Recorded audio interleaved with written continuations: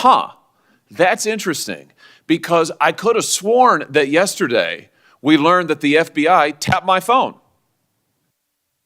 Let's look at it. We've got a list. Tapped my phone, tapped Lindsey Graham's phone, tapped Marsha Blackburn's phone, tapped 5 other phones of United States senators. Gee, it sure looks like targeting political opponents to me, and yet I haven't heard a word from that side of the dais about any concern whatsoever. We've got nothing. Yesterday, it was revealed that the FBI tapped the phone of a sitting United States senator. Not one senator, 8.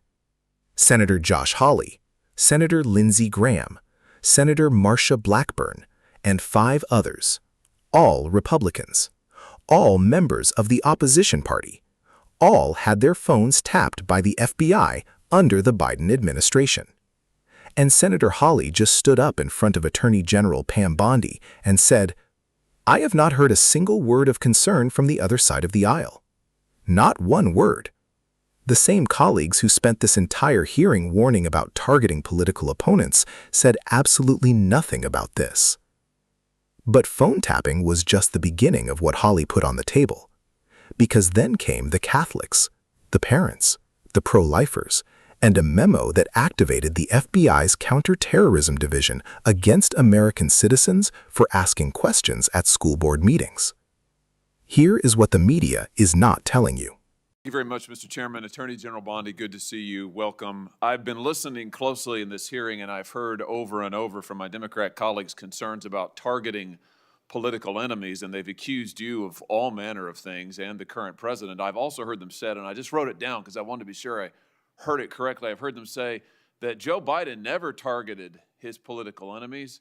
Joe Biden never directed his attorney general to target his political opponents. Huh, that's interesting. Because I could have sworn that yesterday we learned that the FBI tapped my phone. Let's look at it. We've got a list. Tapped my phone, tapped Lindsey Graham's phone, tapped Marsha Blackburn's phone, tapped 5 other phones of United States senators. Gee, it sure looks like targeting political opponents to me, and yet I haven't heard a word from that side of the dais about any concern whatsoever. We've got nothing but concerns today, but no concern at all for a Justice Department that is tapping the phones of sitting United States senators because who knows why. They don't like them. They're members of the opposition party. They're Republicans. They're conservatives. You've seen this document, Attorney General Bondi. What was going on here? Who ordered this? Who ordered the tapping of the phones of United States senators? Senator Hawley, I cannot discuss the details of that right now for very good reason. You're going to do a thorough investigation into this, I trust. Is that correct? We will be looking at all aspects of this, and I have talked to Director Patel at length about And this. you're going to figure out who was involved in this, who signed off on it, who knew about it. You're going to get to the bottom of all of it. Is it correct? Yes, and I've spoken to Director Patel about it, and he is committed to doing this. Well, I can tell you, we already know many of the details. We already know that this was ordered by the Special Prosecutor Jack Smith, who reported directly to the Attorney General of the United States, Merrick Garland. And we know that Jack Smith was on his witch hunt because he was directed to do so by the President of the United States, Joe Biden. Let's just remember. Let's take a walk down memory lane. April 2nd, 2022, the New York Times. Garland faces growing pressure. The Times says as recently as late last year, that would have been 2021, Mr. Biden confided to his inner circle he believed former President Trump was a threat to democracy and should be prosecuted. It goes on to say that the Biden was frustrated with Garland and wanted him to take decisive action against Trump. Here's what we're talking about. Trump, of course, was a private citizen at the time. So he appoints his own hitman, Jack Smith, who goes after the president, former president, who goes after members of this body. You know, the thing about it, though, that really strikes me is that it didn't stop with members of the United States Senate. Did it, Attorney General Bondi? It didn't stop here at all. I mean, just as egregious, maybe more so than tapping the phones of U.S. senators is this memo that I know you've seen before. Let's just look at it again. This is an FBI memo from the same time period, I might add, from the same time period. in which the Federal Bureau of Investigation attempts to recruit informants into Catholic parishes in this country. So here you have an administration that is activating the FBI against its political opponents and tapping the phones of United States senators. Can I just say that again for my colleagues, for the benefit of my colleagues on the other side of the dais? Tapping the phones of United States senators. This isn't hypothetical. This isn't maybe what will you do in the future. This isn't, oh gee, can you imagine a situation? This happened. This happened. And this happened, the targeting of Catholics in this country because Joe Biden and his FBI didn't like Catholics who went to a certain kind of mass. I mean, good God in heaven, what is happening to this country? What happened under Joe Biden? Or then how about this, the infamous school board memo, where Merrick Garland, at the direction of the White House, issued a memo activating the FBI's counterterrorism division against parents who attended school board meetings and had the temerity to ask what their kids were being taught. And some of those parents were treated like this. Let's just remember. Let's remember how parents were treated. Treated like this man. That's right. A parent at a school board meeting, I think in Virginia, who was drug out of the school board meeting. He's bloodied there, you can see it. And what was the response of Joe Biden's DOJ and FBI? It was to issue a memorandum saying that people like this ought to be investigated by the counterterrorism unit. And unbelievably, they were. They were. Or how about this? Let's remember Mark Houck and the pro-lifers who were prosecuted for what? For going to a clinic, an abortion clinic, and praying on a sidewalk outside an abortion clinic. This is Mark Houck and his beautiful family at Mass. This man, at the direction of Joe Biden's FBI, this man had an FBI SWAT team come to his door in the early morning hours with his beautiful children there, terrorizing them with weapons drawn. He was then arrested and prosecuted. Unfortunately, a jury acquitted him. This is what was happening under Joe Biden. United States senators spied upon. Former presidents, the political opponents of the president at the time, targeted, prosecuted. Pro-lifers, targeted, prosecuted. Catholics, targeted, prosecuted. 92 conservative organizations put under surveillance, targeted for potential prosecution.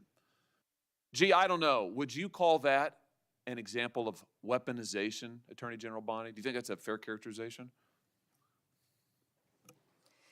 Senator Hawley, that is the ultimate weaponization, and weaponization under Donald Trump has ended.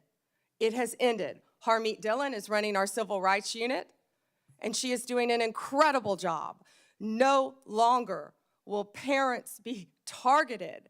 No longer will parents who care about whether their elementary school children have to read a transgender book be targeted and told they cannot have any say in their child's education. That has ended under this administration. People can worship freely, whether they're Catholics at synagogues or Muslims. Everyone can worship freely. That was the ultimate weaponization. They were targeting Catholics. No longer. They have been targeting so many American citizens throughout this country. And Senator Hawley, you have been a champion of this, and thank you for being a champion of that. But under Donald Trump's watch, it has ended.